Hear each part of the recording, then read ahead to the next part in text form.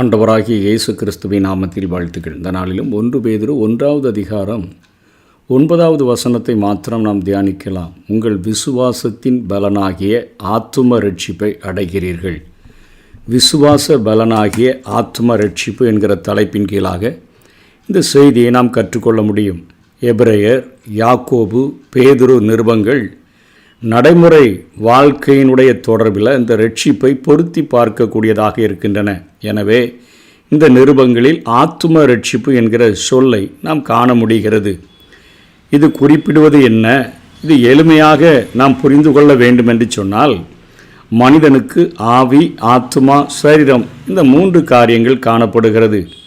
அவன் விசுவாசித்த உடனே மனிதன் ரட்சிக்கப்படக்கூடியவனாக இருக்கிறான். அது ஆவியுடன் தொடர்புடையதாக இருக்கிறது. ஆண்டவராகிய இயேசு கிறிஸ்து எனக்காக மரித்தார், அடக்கம் பண்ணப்பட்டார், உயிரோடு கூட எழுந்தார், இன்றைக்கு பிதாவின் வலது பார்சத்தில் எனக்காக பரிந்து பேசுகிறார் என்கிற காரியத்தை அவன் விசுவாசித்தவுடன் அவன் ஆவியிலே அவன் ரட்சிக்கப்படுகிறான். நடைமுறை வாழ்வில் அவன் ரட்சிக்கப்பட்டு கொண்டிருக்கிற காரியமானது இது ஆத்தும ரட்சிப்பை குறிக்கக்கூடியதாக இருக்கிறது. 3வது, எதிர்காலத்தில் அவன் ரட்சிக்கப்படுவான் என்று சொல்லுகிற காரியம் இது சரீரத்தோடு கூட தொடர்புடையதாக காணப்படுகிறது. ஆவி, ஆத்துமா, சரீரம் 3மே ரட்சிக்கப்படுகிறது. ஆனால் குறிப்பிட்ட காலங்கள் செல்லுகிறது. விசுவாசித்த உடனே அவனுடைய ஆவியிலே ஒரு ரட்சிப்பு உண்டாகிறது. நடைமுறை வாழ்க்கையில் ஆத்துமாவில் ரட்சிப்பு நடந்து கொண்டே இருக்கிறது. எதிர்காலத்தில் சரீரத்தில் அவன் முழுவதுமாக ரட்சிக்கப்படக்கூடியவனாக இருக்கிறான். பாவத்திலிருந்து மனித ஆழ்த்தன்மை முழுவதும் ரட்சிக்கப்பட்டாலும் பாவத்தினுடைய வல்லமை அவன் தற்பொழுது நெருக்கப்படக்கூடிய சூழ்நிலையில் அவனை நெருக்கி கொண்டிருக்கிறது. அதனை ஜெயிக்க வேண்டிய கடமை ஒவ்வொரு விசுவாசிகளுக்கும் உண்டு. அவனை பாவ பிரசன்னத்திலிருந்து முற்றிலும் விடுவிக்கிற அந்த நாள் ஆண்டவராகிய இயேசு கிறிஸ்து மத்திய ஆகாயத்தில் வெளிப்படும் பொழுதுதான் அந்த காரியமானது முழுமையாக நிறைவு பெறுகிறது. அதைத்தான் பவுல் எடுத்து எழுதும் பொழுது, கர்த்தர் தாமே ஆரவாரத்தோடும் பிரதான தூதனுடைய சத்தத்தோடும் தேவ எக்காலத்தோடும் வானத்திலிருந்து அவர் வெளிப்படும் பொழுது கிறிஸ்துவுக்குள் மரித்தவர்கள் அந்த சரீர உயிர்த்தெழுதல் அடைகிறார்கள். முதலாவது எழுந்திருப்பார்கள். பின்பு உயிரோடு இருக்கிற நாமும் நம்முடைய சரீரத்தில் ஒரு மறுரூபம் அடைந்து என்றென்றைக்கும் அவரோடு கூட இருக்கும்படியாக கடந்து செல்வோமே. இதுதான் அவருடைய அந்த பாவ பிரசன்னத்திலிருந்து நாம் விடுதலை பெறுகிறதான நாளாக இது இருக்கிறது. 1 பேதுரு 2வது அதிகாரம் 2-3 வசனங்களை நாம் படிக்கும் பொழுது இந்த ஆத்தும ரட்சிப்பு என்று சொல்லப்படுகிறதே விசுவாசத்தின் பலனாகிய ஆத்தும ரட்சிப்பு, இதற்கு வளர்ச்சி உண்டு என்று நாம் பார்க்க முடிகிறது. சகல துர்க்குணத்தையும் சகலவித கபடத்தையும் வஞ்சகங்களையும் பொறாமைகளையும் சகலவித புறங்கூடுதல்களையும் ஒழித்துவிட்டு நீங்கள் வளரும்படி புதிதாய் பிறந்த குழந்தைகளைப் போல திருவசனமாகிய களங்கமில்லாத ஞான பாலின் மேல் வாஞ்சையாகிருங்கள் என்று பேதுரு எழுதுகிறார். ஆத்தும ரட்சிப்புக்கு வளர்ச்சி உண்டு என்பது, ஆத்தும வளர்ச்சி என்பது பழைய மனுஷனை நம்ம களைந்து போட்டுட்டு புதிய மனுஷனை தரிக்கிற அனுபவம் என்று நாம் எபேசியர் 4வது அதிகாரம் 22 24 வரையிலும் புரிந்து கொள்ள முடியும். கொலோசியர் 3வது அதிகாரம் 9ஆம் வசனத்தினுடைய பின்பகுதி 10ஆம் வசனத்திலிருந்து நாம் தெரிந்து கொள்ள முடிகிறது. அந்தபடி முந்தின நடக்கைக்குரிய மோசம் போக்கும் இச்சைகளினாலே கெட்டுப்போகிற பழைய மனுஷனை நீங்கள் களைந்து போட்டு உங்கள் உள்ளத்திலே புதிதான ஆவி உள்ளவர்களாகி மெய்யான நீதியிலும் பரிசுத்தத்திலும் தேவனுடைய சாயலாக சிருஷ்டிக்கப்பட்ட புதிய மனுஷனை தரித்து கொள்ளுங்கள் என்று இங்கே எபேசியருக்கு பவுல் எழுதுகிறதை நாம் பார்க்கிறோம். பழைய மனுஷனை களைந்து போட்டுட்டு புதிய மனிதனை தரிப்பது தான் ஆத்துமாவினுடைய அந்த ரட்சிப்பின் வளர்ச்சி என்று வேதம் சொல்லுகிறது. கொலோசியர் 3வது அதிகாரம் 9ஆம் வசனத்தின் பின்பகுதி 10 பழைய மனுஷனையும் அவன் செய்கைகளையும் களைந்து போட்டு தன்னை சிருஷ்டித்தவருடைய சாயலுக்கு ஒப்பாய் பூரண அறிவடையும்படி புதிதாக்கப்பட்ட புதிய மனுஷனை தரித்து கொண்டிருக்கிறீர்களே என்று இங்கே பவுல் எழுதுகிறதை பார்க்கிறோம். கொலோசே சபைக்கு அவர் இதை எழுதுகிறார். ஆகவே தலையான கிறிஸ்துவுக்குள்ள வளருகிற அனுபவம் தான் ஆத்தும ரட்சிப்பு. எபேசியர் 4வது அதிகாரம் 15வது வசனத்தில் அன்புடன் சத்தியத்தை கைக்கொண்டு தலையாகிய கிறிஸ்துவுக்குள் எல்லாவற்றிலையும் நாம் வளர்கிறவர்களாய் இருக்கும்படியாக அப்படி செய்தார். அப்போனா என்ன இந்த வளர்ச்சி என்ன? ஆத்தும ரட்சிப்புன்னா பழைய மனுஷனை களைஞ்சி போட்டுட்டு புதிய மனிதனை தரித்து கொண்டு வளரணும்னு சொல்லுத. அது என்ன காரியங்களை நம்மில் வெளிப்படுத்தும் என்று சொன்னால், இந்த வளர்ச்சி தான் நம்ம நற்கிரியைகளில் பெருகுகிறவர்களாக நம்மை மாற்றுகிறது. நல்ல போராட்டத்தை போராடுகிறவர்களாக மாற்றுகிறது. நல்ல ஓட்டத்தை ஓடுகிறவர்களாக அது மாற்றக்கூடியதாக இருக்கிறது என்று வேதத்திலிருந்து கற்றுக்கொள்ள முடியும். வளர்ச்சி என்கிறது நற்கிரியைகளில் நம்ம பெருகுகிறவர்களாக மாறிவிடுகிறோம். நல்ல போராட்டத்தை போராடுகிறவர்களாக மாறிவிடுகிறோம். நல்ல ஓட்டம், நல்ல விசுவாச ஓட்டத்தை ஓடுகிறவர்களாக நாம் இருக்கிறோம். அதைத்தான் பவுல் அப்போஸ்தலன் தன்னுடைய உடன் ஊழியனாகிய தீமோத்தேயுவுக்கு எழுதும் பொழுது 2 தீமோத்தேயு 4வது அதிகாரம் 7ஆம் வசனத்திலே நல்ல போராட்டத்தை போராடினேன் என்று எழுதுகிறார். ஓட்டத்தை முடித்தேன், விசுவாசத்தை காத்து கொண்டேன். நல்ல அருமையான ஓட்டம் நான் ஓடினேன். நற்கிரியைகளில் செய்கிறவராக, நல்ல போராட்டத்தை போராடினவராக, நல்ல ஓட்டத்தை ஓடினவராக நான் ஓடினேன் என்று சொல்லுகிறார். இந்த வளர்ச்சிக்கு என்ன சாப்பிடணும் அப்படின்னு கேட்டிங்கன்னா, வசனம் என்னும் களங்கமில்லாத ஞானப்பால் தான் நமக்கு உதவி செய்யக்கூடியதாக இருக்கிறது. இதையும் பேதுருவே தன்னுடைய முதல் கடிதத்தில் 2வது அதிகாரம் 2ஆம் வசனத்தில் சொல்லுகிறார். நீங்கள் வளரும்படி புதிதாய் பிறந்த குழந்தைகளைப் போல திருவசனமாகிய களங்கமில்லாத ஞான பாலின் மேல் வாஞ்சையாயிருங்கள் என்று சொல்லுகிறார். அதாவது ஆன்மீக நிலையில் முதிர்ச்சி அடைந்த விசுவாசிகள் வசனங்களின் ஆழ்ந்த கருத்துக்களை உணர்கின்ற பக்குவமும் அவர்கள் அடைந்து விடுகிறார்கள். வசனத்தை தியானிக்க திருவசனமாகிய களங்கமில்லாத அந்த ஞான பாலின் மேலே வாஞ்சியாக இருக்க ஆழ்ந்த கருத்துக்களை அவர்கள் உணர்கிற பக்குவத்தை அடைய வேண்டும். வளர்ச்சி என்பது அதுதான். எபிரேயர் 5வது அதிகாரம் 12லிருந்து 14 வரையிலும் எபிரேயாக்கியோன் விசுவாசிகளை திட்டுகிறார். ஏன்னா நிறைய வசனங்களை கற்றுக்கொண்டிருக்கிறீங்க. காலத்தை பார்த்தால் போதகராக இருக்க வேண்டிய உங்களுக்கு தேவனுடைய வாக்கியங்களின் மூல உபதேசங்களை மறுபடியும் உபதேசிக்க வேண்டியதாக இருக்கிறது. நீங்கள் பலமான ஆகாரத்தை அல்ல பாலை உண்ணத்தக்கவர்கள் ஆனீர்கள். பாலுண்கிறவன் குழந்தையாக இருக்கிறபடினாலே நீதியின் வசனத்தில் பழக்கமில்லாதவனாய் இருக்கிறான். பலமான ஆகாரமானது நன்மை தீமை இன்னதென்று பயிற்சியினால் பகுத்தறியத்தக்க முயற்சி செய்யும் ஞானேந்திரங்களை உடையவர்களாகிய பூரண வயதுள்ளவர்களுக்கே தகும் என்று சொல்லுகிறதை பார்க்கிறோம். காலத்தை பார்த்தா வசனங்களை படித்து நீங்கள் அநேகருக்கு போதகராக இருந்திருக்கணுமே. நீங்கள் இன்னும் பாலை உண்ணத்தக்க குழந்தைகளைப் போல இருக்கிறீங்களே. இன்றைக்கும் அநேக விசுவாசிகளுடைய நிலைமை ஒரு வளர்ச்சி பெறாத ஒரு நிலைமையில தான் வெறும் வாக்குத்தத்தங்களை மாத்திரம் பிடித்து கொண்டு ஓடுகிற ஒரு ஓட்டத்தை தான் ஓடுகிறார்கள். நற்கிரியைகளில் பெருகி ஆக வேண்டும், நல்ல போராட்டத்தை போராடி ஆக வேண்டும், நல்ல ஓட்டத்தை நாம் முடிக்கிறவர்களாக இருக்க வேண்டும். இத்தகைய நல்வாழ்க்கையே வேதத்தில் கனி கொடுக்கிற வாழ்க்கை.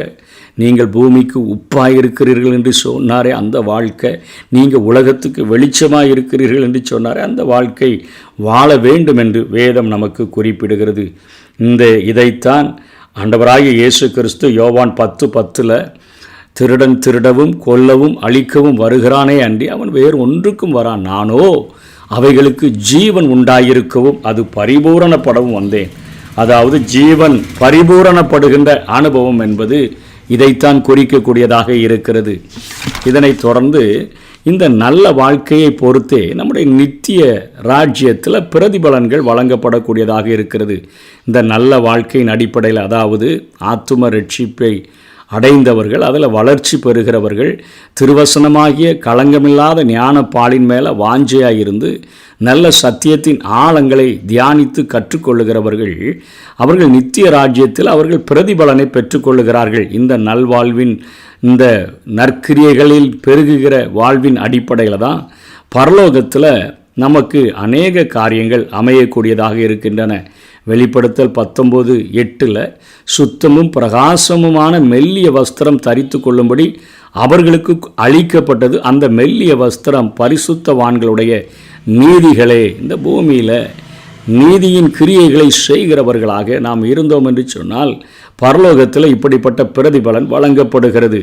1 கொரிந்தியர் 3:14-15 படித்தால் இன்னும் தெளிவாக இதை புரிந்து கொள்ளலாம். அதின்மேல் ஒருவன் கட்டினது நிலைத்தால் அவன் கூலியை பெறுவான்.